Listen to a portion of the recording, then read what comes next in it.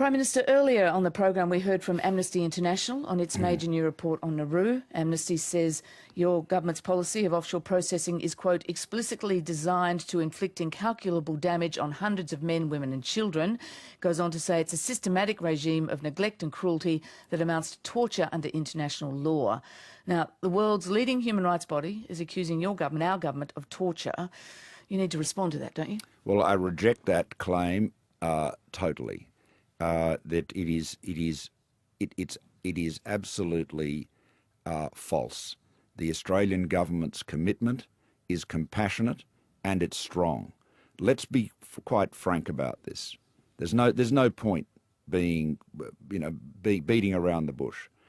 The Labor Party came into government and were warned by many people, including me. I was leader of the opposition. I begged Kevin Rudd not to change John Howard's border protection policies. I argued with him. Prime Minister, I think we all understand what led to offshore detention. Well, I'm not sure that everyone does. I'm not sure that everyone does, Fran, because let's be quite frank. There were 50,000 unlawful arrivals on over 800 boats and 1,200 people died at sea, of whom we know there's very likely to have been more. Now, what we've been able to do is to stop the boats. No deaths at sea. We've closed 17 detention centres. But to quote Amnesty, is a systematic regime of neglect and cruelty a key to that?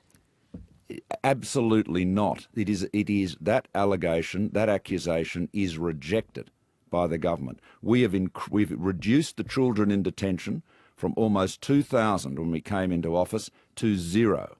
We've increased our humanitarian program from 13,750 to 18,750 by 2018-19, and as you know, we are taking an additional 12,000 refugees from the Syrian conflict zone.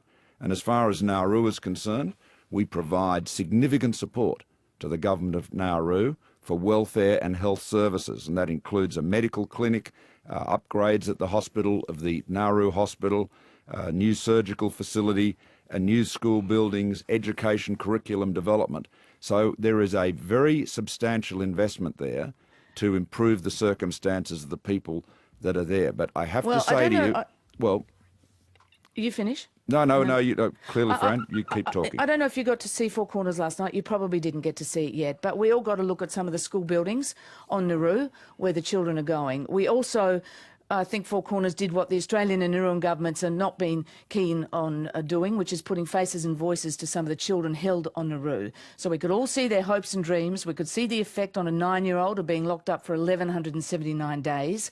We could see these bright young people reduced to self-harm, made sick from hopelessness and despair of just being stuck there, too scared to go to the local school because students pulled knives on them. There are 128 children in this position. How long does our policy depend on them staying there?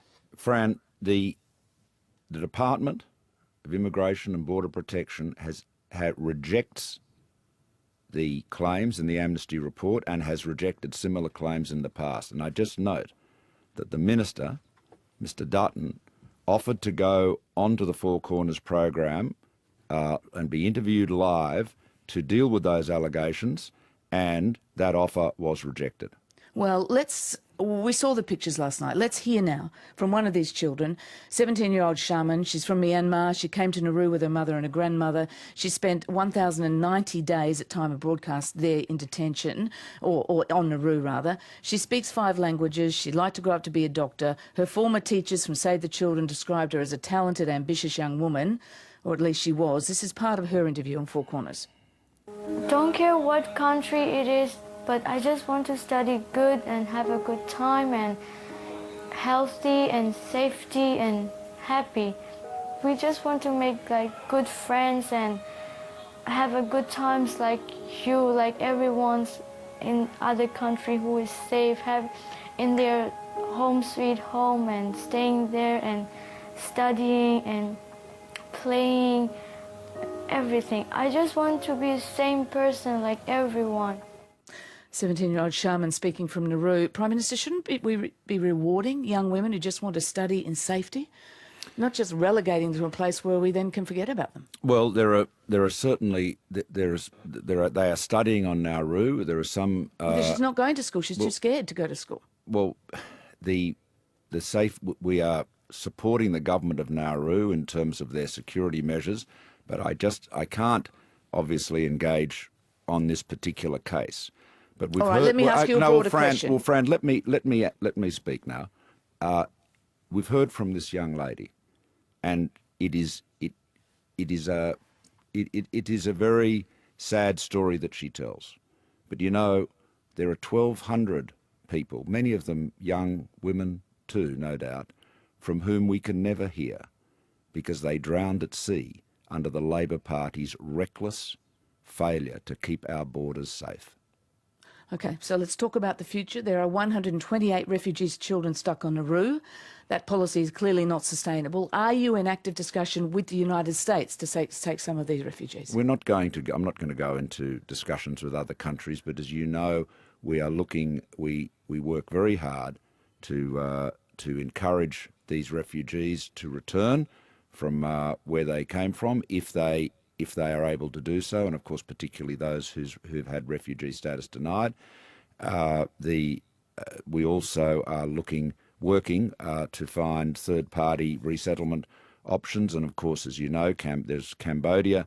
We have an arrangement with Cambodia, but the truth is, Fran, to be quite frank with you, is that what happens is that there are many people in Australia who say to the people on Nauru, don't accept any offer to go anywhere else because eventually you will be able to come to Australia. And I just want to say to anybody in that situation, you will not come to Australia. If you seek to come to Australia with a people smuggler, or you've come sought to come to Australia with a people smuggler, you will not settle in Australia. Now, I know that's a tough policy.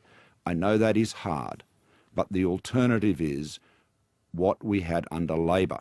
50,000 unauthorised arrivals and 1,200 voices that were silenced, that cannot go on Four Corners, that cannot talk on Radio National because they drowned at sea.